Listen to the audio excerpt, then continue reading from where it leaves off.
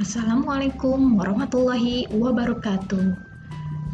Jumpa lagi dalam pembelajaran ilmu pengetahuan alam IPA, tema 8, subtema 2.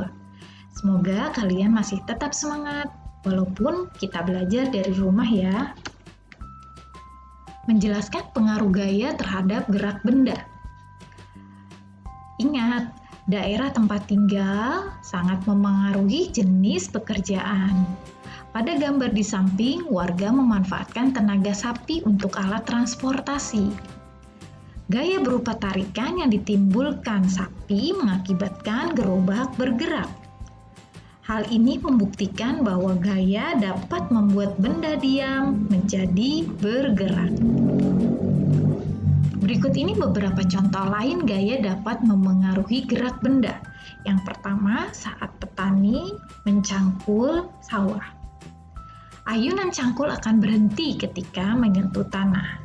Yang kedua, saat kerbau membajak sawah.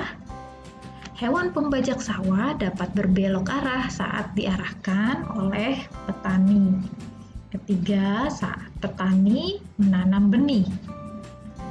Nah, petani menanam benih di sawah yang mengakibatkan benih yang tadinya berada di tempat pembibitan menjadi pindah ke sawah.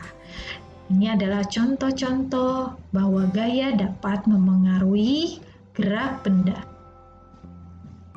Selanjutnya menjelaskan pengaruh gaya pegas terhadap gerak benda. Ada banyak contoh gaya yang dapat memengaruhi gerak benda. Misalnya, pada gambar di samping terdapat gambar seekor kerbau. Gaya otot pada kerbau yang menarik alat pembajak sawah saat diam. Jadi, alat pembajak yang tadinya diam kemudian ditarik oleh sapi sehingga menjadi bergerak.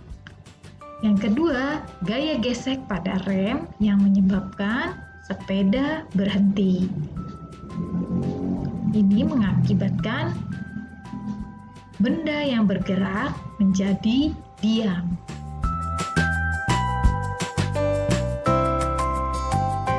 Selain gaya otot dan gaya gesek, gaya pegas juga dapat memengaruhi gerak benda. Seperti terlihat pada gambar, pemain basket memanfaatkan gaya pegas dari bola basket. Bola basket terbuat dari karet yang bersifat lentur, sehingga dapat memantul jika dijatuhkan. Bola yang semula ke arah bawah akan bergerak dan memantul ke arah atas akibat adanya gaya pegas. Nah, hal itu membuktikan bahwa gaya pegas dapat memengaruhi gerak benda. Contoh lain dari gaya pegas seperti terlihat pada gambar A, yaitu seorang anak yang sedang memegang busur dan panah. Sedangkan pada gambar B, dua orang anak yang sedang bermain trampolin. Pada gambar A, memanfaatkan gaya pegas dari tali busur. Sedangkan pada gambar B memanfaatkan gaya pegas yang ada pada trampolin. Akibat dari gaya pegas yang menggunakan tali busur, jika tali busur ditarik akan menyebabkan anak panah bergerak atau meluncur.